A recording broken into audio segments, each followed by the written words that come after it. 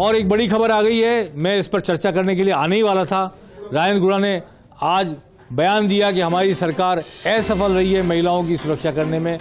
अभी अभी उनको बर्खास्त कर दिया गया। मैं ये सवाल उठाने वाला था कि जो राजेंद्र गुड़ा मंत्री रहते हुए एक सभा में भाषण देते हैं, कहते हैं हमारी सरकार का अलाइनमेंट बिगड़ गया, आज विधानसभा में फ्लोर पर बोल रहे हैं कि हमारी सरकार मणिपुर के मामले में क्यों कोसते हो, हमारी सरकार महिलाओं को सुरक्षा देने में असफल रही है। उन राजेंद्र गुड़ा को बर्खास्त कर दिया गया। अभी मैं पूछने वाला था कि ऐसी क्या मजबूरी है कि सरकार बर्खास्त नहीं कर रही, तो लीजिए मेरे सवाल करने से पहले ही जवाब आ गया सरकार की तरफ से। और इसमें क्या राजनीति मैं बाद में बताऊंगा, लेकिन सबसे पहले बात कि वो राजेंद्र गुड़ा को हीरो नहीं बनने देना चाहते थे, इसलिए एक्शन नहीं हो रहा था। लेकिन आज जो उन्होंने सदन के मंच पर बीजेपी को एक हथियार थमा दिया कि कैबिनेट की एक सामूहिक जिम्मेदारी थी, एक मंत्री कह रहे थे, सरकार ये कह रही है कि हम महिलाओं की सुरक्षा देने में असफल रहे, इस पर मुख्यमंत्री ने एक्शन लिया है और राजेंद्र गुड़ा को मंत्री पद से बर्खास्त कर दिया है। मैं चाहता हूं कि अगर वो जो कुछ राजेंद्र गुड़ा ने कहा विधानसभा में अगर सुनवाया जा सके। अदिति हमारे साथ पॉलिटिकल एडिटर फोन लाइन पर हैं। अदिति, आप सुन पा रही हैं मुझे? जी देखिए, बिल्कुल आज ये बेहद महत्वपूर्ण फैसला इस तरीके से लिया गया है।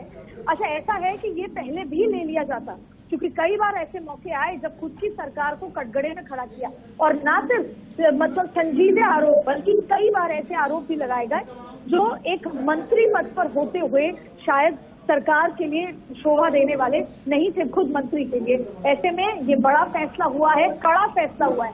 आपने देखा था कि चाहे दिल्ली हो, क्योंकि जाहिर तौर पे ये फैसला दिल्ली से कंसल्टेशन के बाद हुआ है, और दिल्ली ने इस बार जब 30 लोगों को बुलाया गया था, जब ये बड़ी बैठक हुई थी, उस समय जब ये मुख्यमंत्री उससे जुड़े थे वीडियो कॉन्फ्रेंस से, तब एक बात केसी वेणुगोपाल ने कई बार कही थी सबके सामने कि अब आज के बाद से जो हुआ सो हुआ, लेकिन आज के बाद से किसी भी तरीके से ये बर्दाश्त नहीं किया जाएगा, किसी भी तरह का इनडिसिप्लिन बर्दाश्त नहीं किया जाएगा, किसी भी तरह की ऐसे। अब चुनाव में उतरे जा रहे हैं, एकजुटता की जहां पर बात हो रही है, वहां पर इतने बड़े मसले, एक तरफ तो मणिपुर का मसला हो रहा है, वहां उसकी बजाय खुद मंत्री जो हैं अपनी सरकार को कटघरे में खड़े कर रहे हैं। ये बात सही है कि जरूरी है जब महिलाओं पर कोई मुद्दा उठाया जाता है, जब जरूरी है कि महिलाओं के साथ इस तरह की चीज होती है, तो हर व्यक्ति को आगे आना होगा। लेकिन आज एक बार फिर राजेंद्र गुड़ा ने इस तरह का बयान दिया जिससे सरकार को शर्मसार तो होना ही पड़ा, लेकिन साथ में विपक्ष को एक मौका मिला।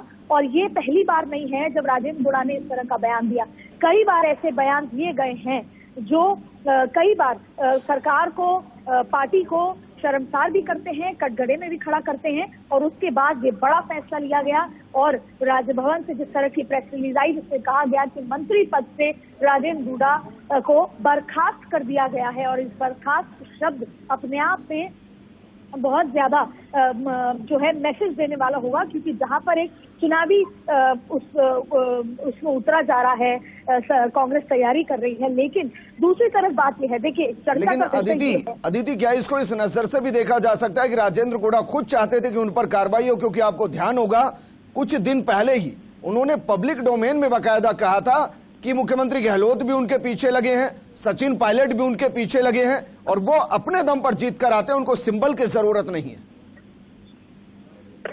देखिए, राजेंद्र गुड़ा तो ये कह चुके हैं कई बार कि मैं तो बसपा से लड़के आता हूँ, फिर कांग्रेस ज्वाइन कर लेता हूँ, फिर अगली बार भी ऐसा करूंगा, और अगर कांग्रेस से बर्खास्त हुआ तो फिर बसपा में चला जाऊंगा। कई बार इस तरह के बयानबाजी हंसते हुए वो दे चुके हैं।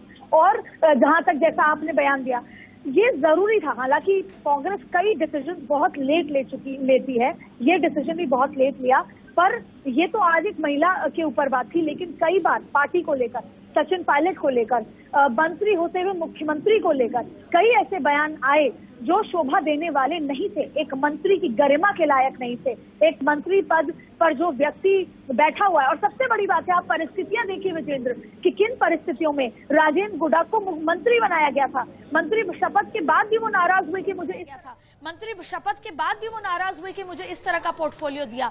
कभी वो इस पक्ष में आए तो कभी उस पक्ष में, और उसकी वजह क्या थी? हर बार उनको कुछ ना कुछ चाहिए था।